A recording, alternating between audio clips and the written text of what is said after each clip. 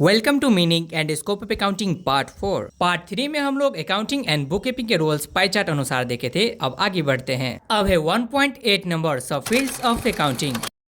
सब fields of accounting के 5 types हैं। नंबर 1 है फाइनेंशियल अकाउंटिंग, नंबर 2 है मैनेजमेंट अकाउंटिंग, नंबर 3 है कॉस्ट अकाउंटिंग एंड नंबर 4 है सोशल रिस्पॉन्सिबिलिटी अकाउंटिंग। लास्ट है नंबर 5 जो है ह्यूमन रिसोर्सेज अकाउंटिंग। इन सभी अकाउंटिंग के बारे में एक एक करके पढ़ेंगे कि ये क्या है और इसमें क्या कहा गया है। तो चलिए बढ़ते हैं।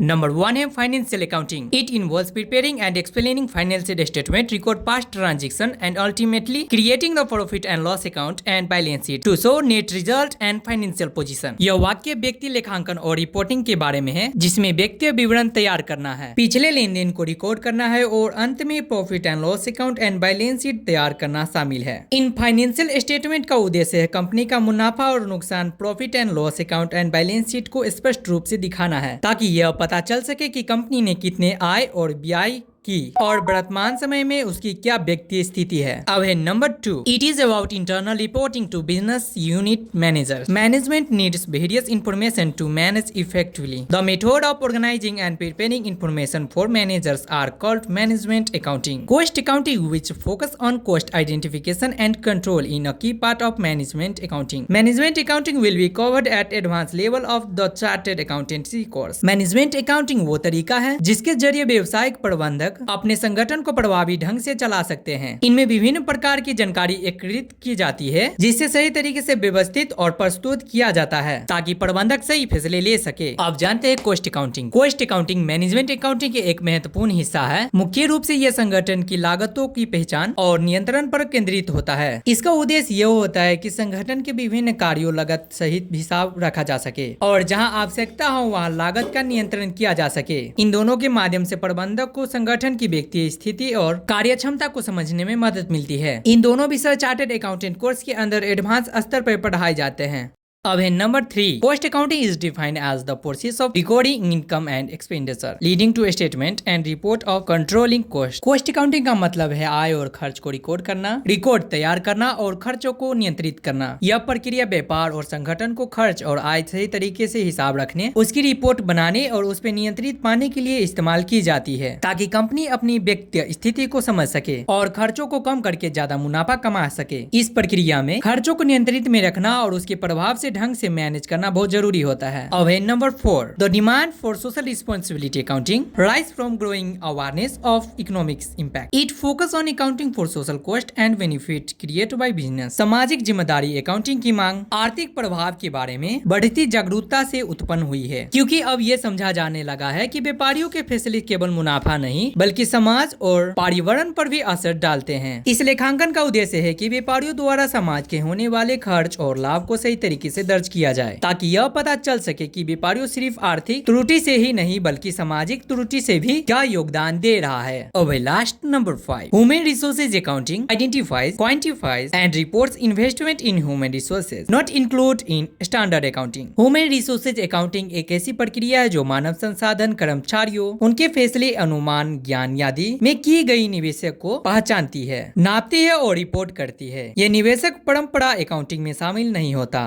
ह्यूमन रिसोर्सेज अकाउंटिंग का उद्देश्य है कि कर्मचारियों की प्रतिभा और योगदान को आर्थिक मूल्य के रूप में माना जाए, ताकि उनके योगदान को सही तरीके से समझा जा सके और उनसे व्यवसाय की व्यक्ति स्थिति को सही तरीके से दर्शाया जा सके। इसका मतलब है कि जैसे हम मशीनों या संपत्ति को मूल्यांकन करते हैं, वैसे ही मानव संसाधन को भी मूल्यांकन किया जाता है। अब चलते हैं 1.9 नंबर में, जो है users of accounting information. Users of accounting information का अर्थ है अकाउंटिंग जानकारी की उपयोगकर्ता। अब जानते हैं इनमें कौन कौन सा यूजर्स आते हैं अकाउंटिंग इन्फॉर्मेशन जानने के लिए। सबसे पहले आता है investors, employees, lenders, suppliers and creditor, customers, government and other agencies, public, management. यह सभी यूजर्स ऑफ अकाउंटिंग में आ जाते हैं। अब जानते हैं एक एक करके इन सभी का रोल क्या क्या है अकाउंटिंग में। Investors, they provide risk capital to business and need information to evaluate investment and business ability to serve, grow and pay dividends. Non-corporate owners also require performance data to decide on continuity. Investors वो लोग हैं जो व्यवसाय में जोखिम पूंजी प्रदान करते हैं और इसके बदले में व्यवसाय की जानकारी प्राप्त करना चाहते हैं ताकि वो यह मूल्यांकन कर सके कि व्यवसाय भविष्य में कैसे बढ़ेगा, कैसे वो अपने विकास करेगा और क्या वो अपने निवेशक को लाभ प्रदान करने में सक्षम होगा या नहीं। इसके अलावा जो लोग व्यवसाय की कॉर्पोरेट मालिक नहीं है, नॉन कॉर्पोरेट ओनर्स, वो भी व्यवसाय की प्रदर्शन को देखते हैं ताकि वो यह निर्णय ले सके कि कंपनी का भविष्य जारी रखा जाए या बंद कर दिया जाए, यानी क्या व्यवसाय को चलाए रखना चाहिए या उसे समाप्त कर देना चाहिए। इसीलिए सभी निवेशक और मालिक व्यवसाय की आर्थिक भविष्य जानने के लिए महत्वपूर्ण जानकारी को तलाश करते हैं ताकि वो सही निर्णय ले सके। अब है employees growth in linked to organisational growth leading to interest in the enterprise's stability growth benefits and job opportunities. इसका मतलब है कि कर्मचारियों को ग्रोथ और डेवलपमेंट का सीधा संबंध संगठन या कंपनी के ग्रोथ से होता है। जब कर्मचारी खुद को बेहतर महसूस करते हैं और उन्हें नौकरी में बढ़ने का मौका मिलते हैं तो इसका असर कंपनी के स्टेबिलिटी ग्रोथ और कर्मचारियों को मिलने वाले बेनिफिट्स और नए रोजगार जैसे कि जॉब अपॉर्चुनिटीज पे पड़ता है। कर्मचारी तब कंपनी पे ज्यादा रुचि दिखाते हैं क्योंकि वो देख सकती है कि कंपनी खुद भी आगे बढ़ रही है और उनके लिए भी नए अवसर और फायदा आ रहे हैं। तो इस वाक्य का उद्देश्य यह है कि जब कंपनी के विकास में कर्मचारी भी शामिल होते हैं तो इसे दोनों का फायदा होता है। कर्मचारियों को व्यक्तिगत रूप से विकास के असर मिलते हैं और कंपनी को अच्छे संपीड़ित कर्मचारी मिलते हैं। अब है lenders. They are interested to know whether their loan principal and interested will be paid back when due. Lenders का अर्थ है कर्ज देने वाले लोग या संस्थाएं जो उधार पर पैसे देती है। उन्हें यह जानने में दिलचस्पी है या वो ये जानना चाहता है क्या उनके दिए हुए कर्ज और उस पर लिए गए ब्याज समय पर वापस किया जाएगा जैसे कि तय किया गया है। पूरी बात में यह कहा जा रहा है कि कर्ज देने वाले लोग यह जानना चाहते हैं कि जो उधार उन्होंने दिए हैं क्या वो तय समय पर पूरी चुकता करेगी या नहीं, जिसमें मूल राशि और ब्याज दोनों शामिल हैं। अब है suppliers and creditor. They want to know if the business can pay its debit which influence their credit policies and rates and they may also care about the business long term survival if they rely on it. Suppliers और creditors ये जानना चाहते हैं कि क्या business अपने कर्ज चुका सकता है क्योंकि इनमें उनकी क्रेडिट पॉलिसीज और ब्याज दर तय होती है। इसके अलावा अगर वो उस बिजनेस पे निर्भर है तो उनका ध्यान बिजनेस के दीर्घकालीन स्थिति पर भी होता है क्योंकि वो नहीं चाहते कि उनका पैसा जोखिम में पड़े या बिजनेस बंद हो जाए। इस सब का उद्देश्य है कि सुनिश्चित कर सके कि बिजनेस अपने कर्ज समय पर चुका सके और भविष्य में भी उनका व्यापार जारी रहे। अब है customer. Customers worry about companies stability and profit since their supply of good depends on it. If a chemical suppliers fail customers face difficulties too. इस वाक्य का मतलब है कि ग्राहक किसी कंपनी की स्थिति और मुनाफे को लेकर चिंतित रहते हैं क्योंकि उनके द्वारा खरीदे गए चीजों की आपूर्ति उसी कंपनी पे निर्भर रहती है। अगर कोई केमिकल सप्लायर अपने काम सही से नहीं करता या असफल हो जाता तो इसका सीधा असर ग्राहकों पे पड़ता है और उन्हें अपनी चीजों में आपूर्ति की कठिनाई हो सकती है। इसका मतलब यह है कि कंपनी की आर्थिक स्थिति कामकाज और ग्राहक की आपूर्ति और उनकी व्यापारियों गतिविधियों पर जुड़ी होती है। अब government and their agencies they regulate business, allocate resources, control price and impose tax. सरकार और उनकी एजेंसीज व्यापारियों को नियंत्रित करती है, संसाधन को सही तरीके से वारंट करती है, कीमत पर नियंत्रित रखती है और कर लगाती है। यह सभी कदम इसलिए उठाई जाती है कि समाज में संतुलन बना रहे और सभी लोगों की जरूरत पूरी हो सके। सरकार अपने विभिन्न संस्था के माध्यम से इन सभी कार्यों को संचालन करती है और सुनिश्चित करती है। अब है public. The public cares about business as they impact the local economics torch job and local supplier. इसका मतलब है कि लोग व्यवसाय की परवाह करते हैं क्योंकि व्यवसाय आर्थिक गतिविधियों को प्रभाव करते हैं जैसे कि रोजगार के अवसर और स्थानीय आपूर्तिकर्ताओं के माध्यम से, यानी व्यवसायों की मजबूती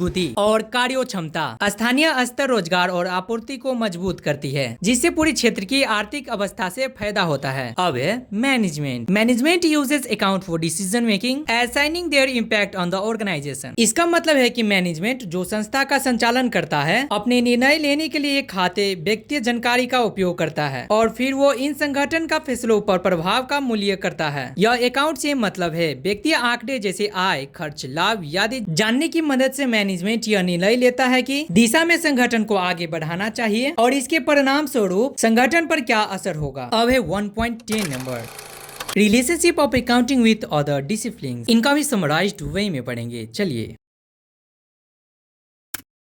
Accounting is connected various discipline requires accountant to understand these areas, to apply their knowledge and seek expect advice when needed। यह वाक्य ये बताता है कि अकाउंटिंग कई विभिन्न क्षेत्रों से जुड़ा हुआ है, इसीलिए लेखाकारों को इन क्षेत्रों को समझना पड़ता है ताकि वो अपने ज्ञान को सही तरीके से लागू कर सके और अगर जरूरी हो तो विशेषज्ञ से सलाह ले सके। इसका मतलब है कि अकाउंटिंग अकेला नहीं होता, बल्कि इसके साथ कानून, अर्थशास्त्र, प्रबंधन और अन्य संबंधित क्षेत्र भी जुड़ते हैं। अब जानते हैं इनमें कौन कौन सा संबंधित क्षेत्र जुड़ा हुआ है। Number A, accounting and economics. Number B, accounting and statistics. Number C, accounting and mathematics. Number D, accounting and law. अब last number E, accounting and management. अब इन सभी के बारे में एक एक करके पढ़ेंगे, तो चलिए।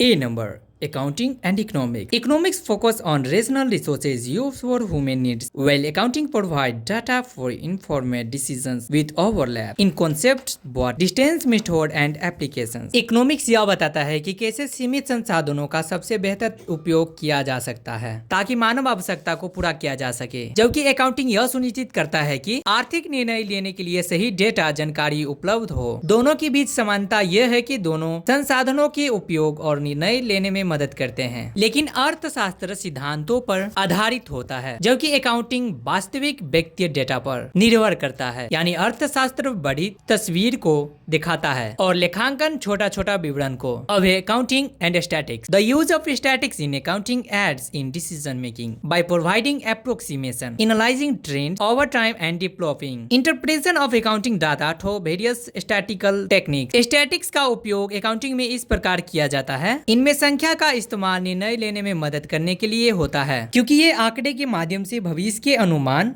लगाने, समय के साथ होने वाली प्रवृत्ति जैसे बिक्री या खर्च में बदलाव का विश्लेषण करना, विभिन्न संख्या के तकनीके से डाटा को सही तरीके से मूल्यांकन करने में मदद करता है। इससे न सिर्फ हमें वर्तमान स्थिति समझने में मदद मिलता है, बल्कि भविष्य के व्यक्तिगत निर्णय को भी प्रभावी बनाने में सहायक होता है। अब है number C, accounting and mathematics. Double entry book keeping relates to algebra, understanding arithmetic, algebra and statics is crucial for accounting calculation, decision models and effectively communicating data using graphs and chart. Double entry book keeping एक ऐसा तरीका है जिसमें हर लेन then को भागों में दर्ज किया जाता है, एक डेबिट और एक क्रेडिट। यह अलजेब्रा की तरह काम करता है, क्योंकि जैसे अलजेब्रा में दोनों पक्ष में संतुलन रखना होता है, वैसे ही अकाउंटिंग में भी हर लेन देन को दोनों पक्ष में संतुलन रखना होता है। इसके लिए हमें अर्थमेटिक का इस्तेमाल करना पड़ता है, जैसे जोड़, घटाव, गुना और भाग, जो हमारे लेन देन की गणना में मदद करते हैं। इसके अलावा स्टैटिक की मदद से डेटा को हम समझ सकते हैं, जैसे औसत निकालना और उसे ग्राफ या चार्ट के रूप में प्रस्तुत करना, ताकि हम आसानी से सही निर्णय ले सके। इस तरह गणित और बीजगणित और संख्या मिलाकर हमें अकाउंटिंग में सही तरीके से निर्णय लेने और डेटा को प्रभावी ढंग से समझने में मदद करते हैं। यह सारे काम मिलकर अकाउंटिंग को और आसान बनाता है। अब चलते हैं number D, accounting and law. Economic entities operate under law like the Contract Act and Companies Act, guiding transaction and prescribed accounting systems, where law influence accounting and vice versa। ये वाक्य कह रहा है कि आर्थिक संस्थाएं जैसे कंपनी और व्यवसाय ऐसे कानूनों के तहत काम करती है, जैसे कि कॉन्ट्रैक्ट एक्ट और कंपनी एक्ट, जो उनके लेन देन और लेखांकन प्रणाली को नियंत्रित करते हैं। यह दोनों एक दूसरे को प्रभावित करते हैं, यानी जहां एक तरफा कानून आर्थिक गतिविधियों और लेन देन को निर्धारित करता है, वहीं दूसरी ओर लेखांकन प्रणाली भी इन कानूनों के अनुसार काम करती है और कानूनों में बदलाव की भी आवश्यकता को भी प्रभावित कर सकती है। कानून और लेखांकन प्रणाली एक दूसरे पर असर डालते हैं। अब है number E, accounting and management. Management is a body field that include various function with accountants play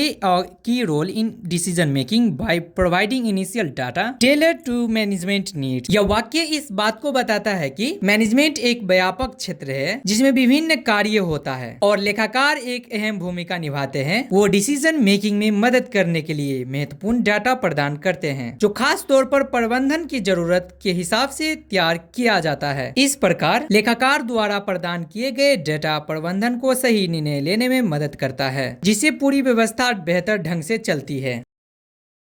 अब 1.10 नंबर खत्म करके चलते हैं 1.11 नंबर में, जो है लिमिटेशंस ऑफ अकाउंटिंग। यह टॉपिक को भी समराइज्ड वे में पढ़ेंगे। लिमिटेशंस ऑफ अकाउंटिंग का अर्थ हुआ अकाउंटिंग का सीमा।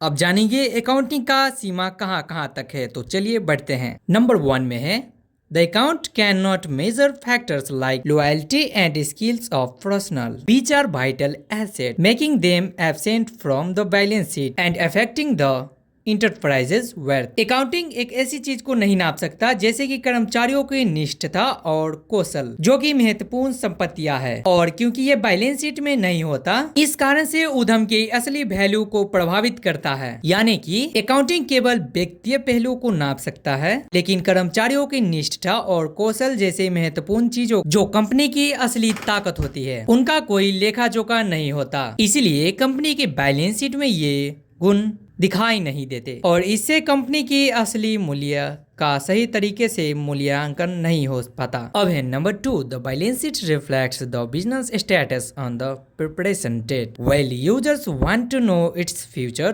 Position, not just fast information. Balance sheet एक ऐसी रिपोर्ट है जो किसी भी व्यवसाय की व्यक्ति स्थिति को एक खास तरीके से दिखाती है, यानी यहाँ सिर्फ अतीत के बारे में जानकारी देती है। हालांकि उपयोगकर्ता जैसे कि निवेशक या प्रबंधक भविष्य की स्थिति के बारे में जानना चाहते हैं, ताकि वो यह समझ सके कि व्यवसाय आगे चलकर कैसी दिशा में बढ़ेगा या उसमें क्या बदलाव हो सकती है। इसका मतलब यह है कि बैलेंस शीट में दिए गए जानकारी से सिर्फ पुराने स्थिति का पता चलता है, जबकि उपयोगकर्ता को भविष्य के बारे में जानकारी चाहिए होती है। अब है number 3, accounting ignores change in some money factors like inflation etc। यह वाक्य यह कहता है कि अकाउंटिंग कुछ पैसे से जैसे कि जुड़े हुए बदलाव, महंगाई, मुद्रा के मूल्य में गिरावट आदि नजरअंदाज कर देती है। अकाउंटिंग में आमतौर पर व्यक्तिगत आंकड़े को दर्ज किया जाता है, लेकिन यह उन बदलावों को नहीं देखती जो समय के साथ पैसे के मूल्यांकन को प्रभावित करते हैं। उदाहरण के तौर पर अगर इस साल किसी कंपनी का 1 लाख मुनाफा हुआ है तो अकाउंटिंग इसे 1 लाख रुपए के रूप में ही दिखाएगी, जबकि महंगाई के कारण उस पैसों की असल मूल्य में कमी हो सकती है, लेकिन अकाउंटिंग इस बदलाव को ध्यान में नहीं रखती। अब है number 4, there are occasions when accounting principle conflict with each other. Accounting principle के बीच कभी कभी आपसी टकरार हो सकती है, यानी विभिन्न सिद्धांत के बीच विवाद या विरोध हो सकता है। ऐसा तब हो सकता है जबकि व्यक्ति स्थिति को समझाने या दिखाने के लिए अलग अलग सिद्धांतों अलग अलग तरीके से समाधान पेश करते हैं। इसका मतलब है कि अकाउंटिंग के सिद्धांत एक दूसरे से मेल नहीं खाते और इस कारण से अकाउंटिंग में निर्णय लेने में मुश्किल हो सकती है।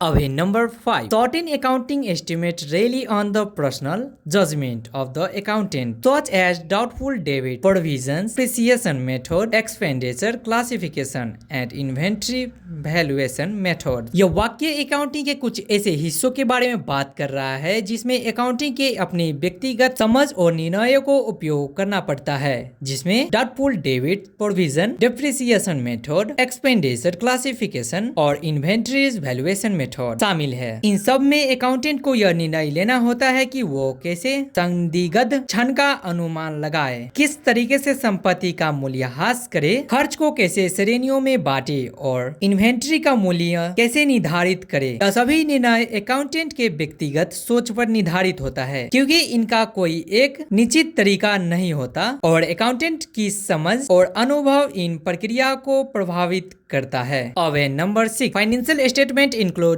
Monetary assets but do not show human resources or vital asset as there is no accepted method to value them in monetary term। इस वाक्य का मतलब यह है कि व्यक्ति विवरण में केवल उन संपत्तियों दिखाया जाता है जिन्हें पैसे में बदला जा सकता है, जैसे नगद या बकाया पैसा, लेकिन मानव संसाधन में जो एक संगठन का सबसे महत्वपूर्ण हिस्सा होता है इन विवरण में नहीं दिखाया जाता, क्योंकि उनका मौद्रिक मूल्यांकन करने का कोई निश्चित तरीका नहीं है, यानी कर्मचारी उन कौशल मूल्यों को पैसे में कैसे आंका जाए, इसका कोई स्वीकृत तरीका नहीं है। अब है number 7, different accounting policies for the same item increase manipulation change and although laws and standards aim to minimise these options difference remain requiring careful interpreting of financial statements. यह वाक्य यह कहता है कि एक ही वस्तु के लिए विभिन्न लेखांकन नीतियों का उपयोग व्यक्ति विवरण में हेरफेर की संभावना को बढ़ा सकता है, और जबकि कानून और मानक इन विकल्पों की काम करने की कोशिश करते हैं, फिर भी कुछ अंतर रहते हैं जिससे व्यक्ति विवरण की सही संख्या में सतर्क की आवश्यकता होती है। अब 1.12 number, role of accountant in the society. Accountant का क्या रोल है समाज में, चलिए जानते हैं। The accounting profession is highly respected, plays a key role in societal welfare, and empower accountants to provide diverse service related to taxation, management and economics principle. Accountant पेशा बहुत सम्मानित है और समाज की भलाई की एक महत्वपूर्ण भूमिका निभाता है, क्योंकि ये अकाउंटेंट्स को टैक्स वसूल करने में, प्रबंधन और आर्थिक सिद्धांत से संबंधित विभिन्न सेवाएं देने का अवसर प्रदान करता है। इस पेशे का माध्यम से अकाउंटेंट समाज और व्यवसायों को बेहतर तरीका से चलाने और विकास की दिशा में योगदान करने में सक्षम होते हैं। अब है area of service. Area of service का समराइज्ड वे में पढ़ेंगे, तो चलिए बढ़ते हैं। Accounts now extend their roles beyond financial statement and audits to include companies' law, taxation, and general management issues, providing various service to society। अब accountants का काम सिर्फ व्यक्ति विवरण और ऑडिट तक ही सीमित नहीं है, बल्कि अब वो कंपनी कानून, अवधारणा और सामान्य प्रबंधन जैसे विभिन्न मोर्चों पर भी सेवा प्रदान करते हैं, जिससे वो समाज और अधिक व्यापार को तरीके से मदद करते हैं। अब जानते हैं इनका सर्विसेज के बारे में। नंबर ए में है maintenance of books of account, number B में है स्टैट्यूटरी ऑडिट, नंबर सी में है इंटरनल ऑडिट, डी में है टैक्सेशन, ई में है management accounting and consultancy service, F में है फाइनेंशियल एडवाइस, जी में है अदर सर्विसेज। अब चलिए एक एक करके इन सभी के बारे में जानते हैं कि यह सभी क्या है।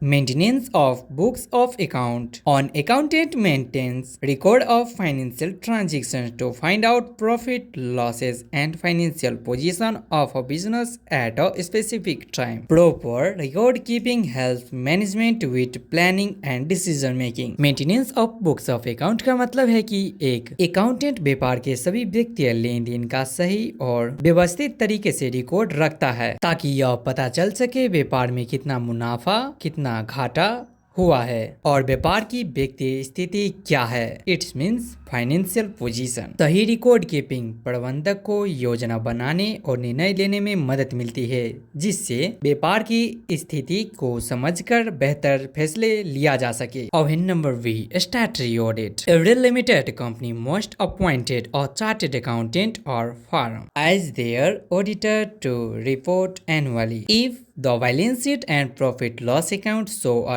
true fair view. Auditing also applies to other organizations when requested by law or decided by the owner. Statutory audit her limited company को एक चार्टर्ड अकाउंटेंट या अकाउंटेंट फर्म को अपने ऑडिटर के रूप में नियुक्त करना जरूरी होता है, जो हर साल यह जांचे कंपनी का बैलेंस शीट और प्रॉफिट एंड लॉस अकाउंट सच्चे और सही तरीके से दर्शाया गया है या नहीं। इसका मतलब है कि कंपनी का वित्तीय विवरण, फाइनेंशियल स्टेटमेंट सही तरीके से और बिना किसी छिपे हुए जानकारी के सही तरीके से प्रस्तुत किया गया हो। इसके अलावा यह ऑडिट अन्य संगठन पर भी लागू हो सकता है, अगर ये कानून के द्वारा अनिवार्य हो या फिर और संगठन के मालिक इसे खुद तय करे। इसका उद्देश्य यह होता है कि ऑडिटर यह सुनिश्चित करे कि कंपनी की वित्तीय लेन देन में कोई धोखाधड़ी या गलती नहीं है और सभी आंकड़े सही तरीके से दिखाए गए हैं, ताकि निवेशक को, मालिक को और अन्य स्ट्राइक होल्डर्स को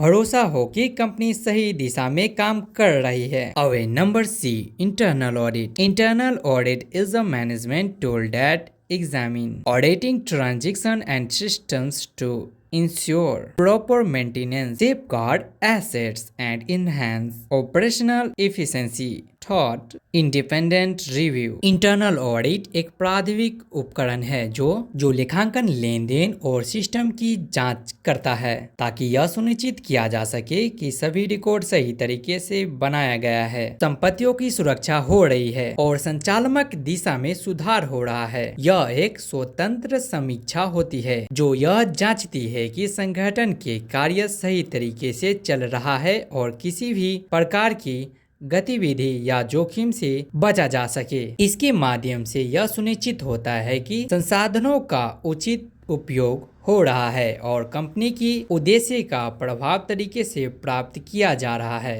अब है number D, taxation. An accountant manage tax issue for invalid or business, represent them to tax authorized, aids in tax burden reduction and shares insight of tax policies and its broader effect। Taxation में एक accountant का काम होता है कि वो व्यक्ति या व्यवसायों के टैक्स से जुड़े मामले को संभालित करे, उन्हें टैक्स अधिकारियों के सामने प्रतिनिधित्व करता है, टैक्स बोझ को कम करने का उपाय सुझाता है और टैक्स नीति तथा इसके समाज पर होने वाला प्रभाव को बारे में जानकारी देता है। अब number E, management accounting and consultancy service. Management accounts advice on internal reporting for planning, decision making and long range plan, providing consultancy in management information system, expenditure control and corporate planning. इसका मतलब है एक ऐसी प्रक्रिया जिसमें प्रबंधक के लिए व्यक्तिगत जानकारी और रिपोर्ट तैयार की जाती है ताकि संगठन के अंदर कामकाज को बेहतर तरीके से चलाया जा सके।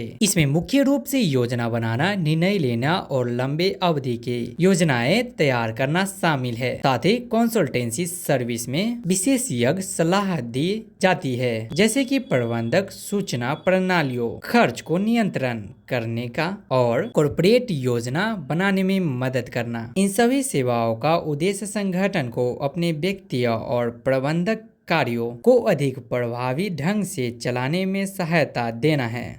अब है F number, financial advice. Accounts provide essential financial advice on investments, insurance, business expansion, investigation and pension scam, guiding clients through complex financial decision and management। यह वाक्य कहता है कि अकाउंटेंट व्यक्तिगत सलाह देने में बहुत महत्वपूर्ण भूमिका निभाते हैं। वो निवेश, बीमा, व्यवसाय के विस्तार, व्यक्तिगत जांच और पैशन जैसे योजनाओं जैसे विभिन्न व्यक्तिगत पहलुओं और सलाह देते हैं। इसके साथ ही वो अपने क्लाइंट्स को जटिल व्यक्तिगत फैसले और प्रबंधक में मार्गदर्शन करते हैं ताकि वो अपने पैसों की सही तरीके से समझ सके और उनके बेहतर तरीके से प्रबंध कर सके। यह वाक्य इस बात को दर्शाता है कि अकाउंटेंट केवल आंकड़े और डेटे को ही नहीं संभालते, बल्कि वो व्यक्तिगत स्थिति को समझाने, सही निर्णय लेने और क्लाइंट की आर्थिक सुरक्षा सुनिश्चित करने में मदद करते हैं। अब number G, other service. An effective accountant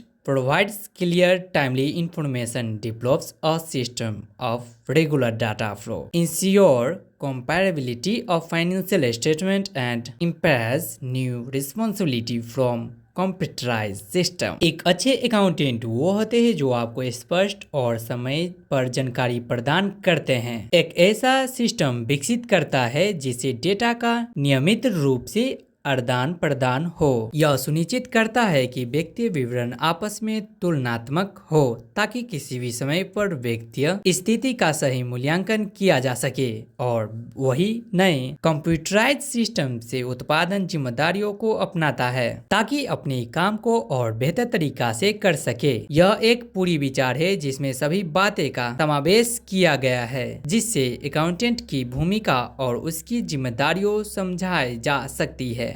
अब चलते हैं 1.12.2 नंबर, जो है chartered accountants in industries. On accountant well part of the top planning term translates the organization goals into financial expectation and plays a key role in accounting, costing, budgeting, estimation and treasury function। एक accountant जब top planning team का हिस्सा होता है तो उसका मुख्य काम है संगठन के गोल्स को फाइनेंशियल एक्सपेक्टेशन में बदलना। इसका मतलब है कि वो संगठन के बड़े उद्देश्य को व्यक्तिगत दृष्टिकोण से समझता है और उसे बजट, खर्च, अनुमान और निवेशक के रूप में रूपांतरित करता है। वो अकाउंटिंग लागत निर्धारण, बजट बनाना, अनुमान लगाना और खजाने की कार्य जैसे सभी वित्तीय कार्यों में एक महत्वपूर्ण भूमिका निभाता है। इस प्रकार एक अकाउंटेंट ने केवल संगठन के वित्तीय पहलुओं को योजना बनाता है, बल्कि यह सुनिश्चित करता है कि सभी वित्तीय गतिविधि सही तरीके से और सटीक रूप से संचालित हो, जिससे संगठन अपने उद्देश्य को पूरा कर सके। अब 1.12.3 number chartered accountant in public sector enterprises. Chartered accountant in public sector enterprises ensure proper financial reporting and accountability, allowing the public to understand the financial statement and operation of these organisations. यह वाक्य कहता है कि सार्वजनिक क्षेत्र की कंपनियों में चार्टेड अकाउंटेंट यह सुनिश्चित करते हैं कि वित्तीय रिपोर्टिंग सही तरीके से हो, ताकि इन कंपनियों की वित्तीय विवरण और ऑपरेशन को लागू सही से समझ सके और यह सुनिश्चित किया जा सके कि इन कंपनियों में पूरी तरह से जवाबदेही हो, यानी उनकी सभी वित्तीय गतिविधियों को सही तरीके से रिपोर्टिंग हो और लोगों को इनकी कंपनी की स्थिति और उनके कामकाजों का पूरा पता चले। इस तरह से सार्वजनिक क्षेत्र की कंपनी पारदर्शी रहती है और आम जनता के लिए उनकी व्यक्तिगत स्थिति स्पष्ट होती है। अब 1.12.4 नंबर इस चैप्टर के ही सबसे लास्ट नंबर है ये। Chartered accountant in framing facial policies. Chartered accountants help create sound facial policies, support trade and industries and must share corporate information to reflect the economics state effectively। Chartered accountant आर्थिक नीतियों को मजबूत बनाने में मदद करती हैं, व्यापार और उद्योग को समर्थन करते हैं और उन्हें यह सुनिश्चित करना होता है कि वो कंपनियों की व्यक्तिगत जानकारी सही तरीके से साझा करें, ताकि यह जानकारी देश की आर्थिक स्थिति को सही तरीके से दर्शा सके। इसमें यह समझाने की बात है कि अकाउंटेंट्स ने केवल व्यक्तिगत रिकॉर्ड को ठीक से रखते हैं, बल्कि वो यह सुनिश्चित करते हैं कि जो जानकारी वो देते हैं वो आर्थिक अवस्था की वास्तविक स्थिति को साफ साफ दर्शाता है। तो guys, meaning and scope of accounting finish हो गया। अगर आप लोग को पढ़ने में अच्छा लगा हो तो चैनल को सब्सक्राइब करना ना भूलिए। Thank you for watching. अब मिलते हैं नेक्स्ट यूनिट में और ICAI का क्वेश्चंस के साथ भी। तो bye bye and take care.